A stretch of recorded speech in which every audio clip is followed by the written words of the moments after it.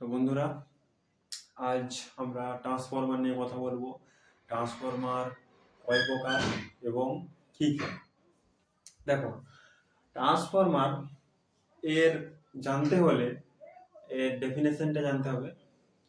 Transformer is a static electric device which transfer electrical energy one circuit to another circuit.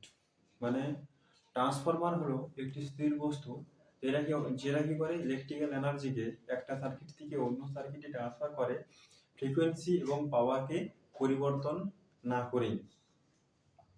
তো এই transformer দুই প্রকার হয়, একটা হচ্ছে কোর টাইপ, একটা হচ্ছে সেল টাইপ। কোর টাইপ ট্রান্সফরমারটা হচ্ছে এরকম এরকম এর মধ্যেখানে একটা কয়েল থাকে, ঠিক আছে? এটা হচ্ছে কোর টাইপ, এটা হচ্ছে কোর টাইপ।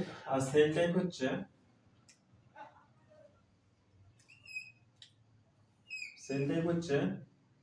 এরকম, ঠিক আছে? তো এখানে আমাদের কয়েল থাকে আর এখানে কয়েল থাকে। সেল সেল টাইপে কি হয়, দুটো কয়েল থাকে, একটা প্রাইমারি কয়েল, একটা সেকেন্ডারি কয়েল। আর কোর টাইপে একটাই কয়েল থাকে, ওই একটা কয়েলের মাধ্যমে আমাদের পাওয়ারকে একটা সার্কিট থেকে অন্য সার্কিটে ট্রান্সফার করা হয়। এখানে যেহেতু ওই একটা কয়েলের মধ্যেই দুটো কয়েলের মতো কাজ করে আর কি। তো এই সেল টাইপ ট্রান্সফরমারটা বেশি ব্যবহার করা হয়। এই সেল টাইপ ট্রান্সফরমার দুই প্রকার, এটাও দুই প্রকার, দুটাই একই ব্যাপার। মানে এটা তো ভিতরের স্ট্রাকচারটা, তার জন্য বলছি যে ট্রান্সফরমার দুই প্রকার হয়। একটা হচ্ছে স্টেপ আপ ট্রান্সফরমার, একটা হচ্ছে step down transformer. Step up transformer কোথায় ব্যবহার করা হয়?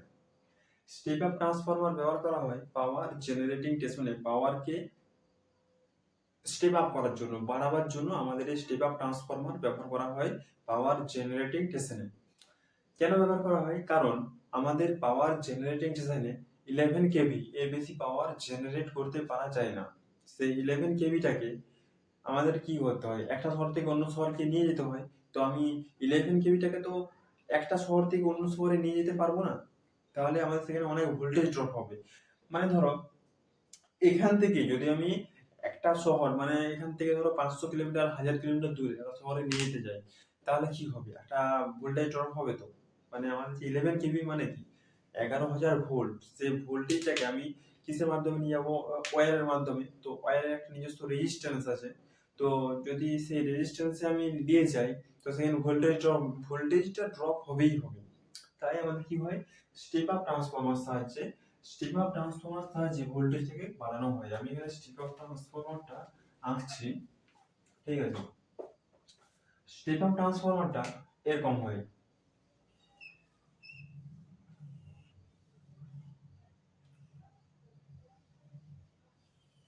এটা যে স্টেপ আপ ট্রান্সফরমার, ঠিক আছে? ভালো করে আঁকছি।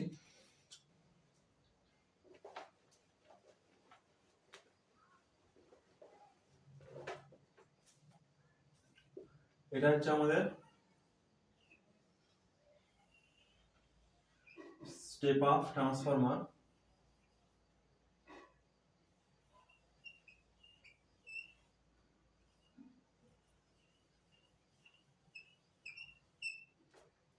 স্টেপ আপ ট্রান্সফরমার প্রাইমারি কয়েলটাকে বলা হচ্ছে আমাদের লো ভোল্টেজ সাইড, আর সেকেন্ডারি কয়েলটাকে বলা হচ্ছে হাই ভোল্টেজ সাইড। কারণ আমাদের এখানে কি হয়, স্টেপ আপ ট্রান্সফরমার ভোল্টেজটাকে বাড়ানো হয়। এটা হচ্ছে আমাদের স্টেপ আপ, কি গালিস, স্টেপ আপ ট্রান্সফরমার, ঠিক আছে? এই সাইডটা হচ্ছে আমার লো ভোল্টেজ সাইড, কারণ এখানে আমার 11 কেভি ইনপুট হচ্ছে, 11 কেভি ইনপুট হচ্ছে। আউটপুট কত হচ্ছে না, আউটপুট এবার কয়েলের পাক সংখ্যা যত বেশি থাকবে তত বেশি আউটপুট হবে। মানে 11 কেভি এই সাইডটা হচ্ছে আমার লো ভোল্টেজ সাইড, আর এই সাইডে আমার কত বের হবে, 33 KV, 63 KV, 150 KV, 200 KV, 300 KV, 400 KV পর্যন্ত বাড়ানো যায়। আরো বাড়ানো যেতে পারে আমাদের স্টেপ আপ ট্রান্সফরমার সাহায্যে। স্টেপ আপ ট্রান্সফরমার সাহায্যে এখানে কি হয়, আম, এখানে যে আমাদের ইনপুট হচ্ছে, আমাদের যে তোমার ইনপুট হচ্ছে ওই পাওয়ারটা, ভোল্টেজটা যেটা ইনপুট হচ্ছে, ঠিক আছে, ইএমএফ যেটাকে বলা হচ্ছে ইএমএফ, ইলেকট্রোমোটিভ ফোর্স। তো এখানে আমাদের ইনপুট হচ্ছে, ইনপুট হয়ে কি হচ্ছে না এখানে এখানে আমাদের ম্যাগনেটিক ফ্লাক্স তৈরি হচ্ছে, এবং ম্যাগনেটিক ফ্লাক্স তৈরি হয়ে, ঠিক আছে, এটা এরকম থাকে, ম্যাগনেটিক ফ্লাক্স তৈরি হয়ে এটা হচ্ছে একটা ম্যাগনেটিক কোর, এরকম পাতলা পাতলা অনেকগুলা পাতলা পাতলা কোর দিয়ে আমাদের এটা করা হয়। এটা হচ্ছে তোমার তোমার ইয়ে ল্যামিনেটেড স্টিল দিয়ে তৈরি, ল্যামিনেটেড স্টিল দিয়ে তৈরি। তো এখানে কি হয়, এটা সাধারণত এর সঙ্গে কোনো নরমালি কোনো টাচ নাই, ঠিক আছে, এটা একটা আলাদা হয়, এটা একটা আলাদা হয়, এর সাথে কোনো মানে টাচ নাই। কি হয়, যেখানে ইএমএফ আমাদের জেনারেট হয়, ঠিক আছে, ইএমএফ জেনারেট হয়ে এখানে কি হয় না এখানে ম্যাগনেটিক ফ্লাক্স তৈরি হয়। তো ম্যাগনেটিক ফ্লাক্স মানে কি, ম্যাগনেট মানে কি, নর্থ পোল সাউথ পোল তৈরি হয়। তো নর্থ পোল সাউথ পোল তৈরি হয়ে একটা তো মানে কি বলবো, ম্যাগনেটিক, এটা তো ম্যাগনেটিক ফিল্ড তৈরি হয়, ঠিক আছে, ম্যাগনেটিক ফিল্ড তৈরি হয়। তো ম্যাগনেটিক ফিল্ডটা তৈরি হয় এই যে ল্যামিনেটেড পাতের মধ্যে দিয়ে এটা দিয়ে যায়, ঠিক আছে, এটা দিয়ে আসে, ঠিক আছে। তো এখানে কি হচ্ছে, এখানে এর সাথে কোনো কানেক্ট নাই, এটা পুরো ল্যামিনেটেড, এই স্টিলটা পুরোটাই ল্যামিনেটেড। এখানে এবারে এই পাশে যত পাক সংখ্যা কম থাকবে, এই সাইডে আমার যত পাক সংখ্যা কম থাকবে বা যত পাক সংখ্যা বেশি থাকবে তত ভোল্টেজ বেশি হবে। আমি যতই এখানে কম ভোল্টেজ দিই না কেন, এপাশে যদি আমার পাক সংখ্যা বেশি থাকে আমার এপাশে ভোল্টেজ বেশি হবে। আমার 33 কেভি আউটপুট হচ্ছে, ঠিক আছে। এখানে দেখতে পাচ্ছ যে আমাদের 33 কেভি আউটপুট হচ্ছে, এটা হচ্ছে step up transformer. Magnetic flux তৈরি হয়ে এখানে আমাদের ম্যাগনেটিক তোমার ইএমএফ ইনডিউসড হচ্ছে, এখানে ইএমএফ জেনারেট হচ্ছে আর এখানে হচ্ছে ইএমএফ ইনডিউসড হচ্ছে। তো ইএমএফ এর মধ্যে কি থাকে, ভোল্টেজ থাকে, কারেন্ট থাকে, আর কি থাকে, ফ্রিকোয়েন্সি থাকে, আর আর কি থাকে, আর পাওয়ার থাকে, ঠিক আছে। এভাবে আমাদের স্টেপ আপ ট্রান্সফরমার ব্যবহার করা হয়, এবং স্টেপ আপ ট্রান্সফরমার ব্যবহার করে আমাদের একটা শহর থেকে অন্য শহরে নিয়ে যাওয়া হয়। তো এখানে কি আমাদের ভোল্টেজ ড্রপ হয় না, এখানেও আমাদের অনেক বেশি ভোল্টেজ ড্রপ হয়, কিন্তু সেটা ওই স্টেপ আপ ট্রান্সফরমার সাহায্যে ভোল্টেজটাকে বাড়ানো হয়, তাই অতটা কিছু বুঝতে পারা যায় না। তারপরে আসছে স্টেপ ডাউন ট্রান্সফরমার, এটার নাম হচ্ছে step down transformer, step down transformer, step down transformer. এটা কোথায় ব্যবহার করা হয় না, এটা আমাদের গ্রামে বেশি ব্যবহার করা হয় ভোল্টেজটাকে ডাউন করার জন্য, ঠিক আছে, বা সাবস্টেশনেও ব্যবহার করা হয়। কারণ আমাদের পাওয়ার জেনারেটিং স্টেশন থেকে আসে সাবস্টেশনে, মানে সাবস্টেশনে কি ভোল্টেজ কমাতে হয়, তাই সেখানে স্টেপ ডাউন ট্রান্সফরমার ব্যবহার করা হয়, ওই সাবস্টেশনে ব্যবহার করা হয়। আর তাছাড়া আর যে স্টেশনগুলো আছে সেখানেও আমাদের এই স্টেপ ডাউন ট্রান্সফরমার ব্যবহার করা হয়, ঠিক আছে। বেশিরভাগ ব্যবহার করা হয় আমাদের গ্রামেতে, এগুলো বেশি ব্যবহার করা হয় ভোল্টেজটাকে কমানোর জন্য। কারণ আমাদের গ্রামে কত আছে, 11 কেভি। তো 11 কেভি দিয়ে আমি কি লাইট, পাখা, ফ্যান, টিভি, এসি ইত্যাদি চালাতে পারবো? পারবো না, আমাদের সবকিছু পুড়ে যাবে। তাই আমাদের কি করা হয় না, এই স্টেপ ডাউন ট্রান্সফরমার সাহায্যে ভোল্টেজটা কমানো হয়, ঠিক আছে। এখানে ধরো আমাদের 11 কেভি ইনপুট হচ্ছে, তো আমাদের এই কোরের মধ্যে কি হবে,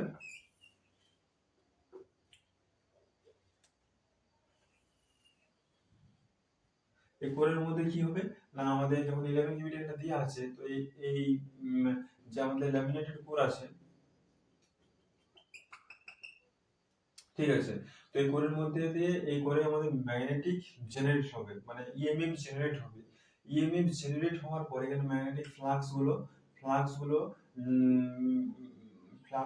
এটা হয়ে যাবে, ঠিক আছে, এই দ্বিতীয় পথে যাবে, এবং এই যে সেকেন্ড কয়েলে আমাদের ম্যাগনেটিক কয়েলটা কাট হবে, এবং কাট হয়ে সেখানে ইএমএফ জেনারেট হবে, এবং ইএমএফটা তোমার নির্ভর করবে ওইখানে, ইএমএফটা কত বেশি হবে তা নির্ভর করবে এই যে আমাদের ম্যাগনেটিক কয়েলস কত আছে সেটার উপর আমাদের ওই ইএমএফটা নির্ভর করবে, ঠিক আছে। তো আমাদের স্টেপ ডাউন ট্রান্সফার ক্ষেত্রে আমাদের প্রাইমারি কয়েলটাকে বলা হচ্ছে হাই ভোল্টেজ সাইড, আর সেকেন্ডারি কয়েলটাকে বলা হচ্ছে লো ভোল্টেজ সাইড।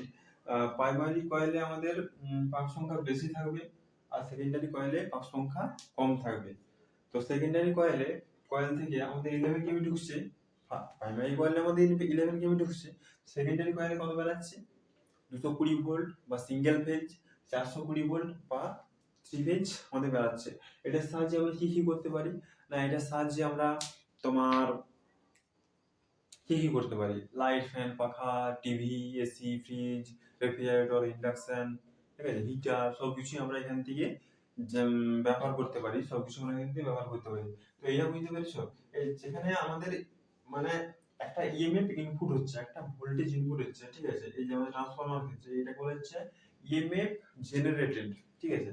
ইএমএফ জেনারেটেড আর induced EMF, sorry, EMF induced আর ইএমএফ জেনারেট এর মধ্যে দুটো কি একই না আলাদা?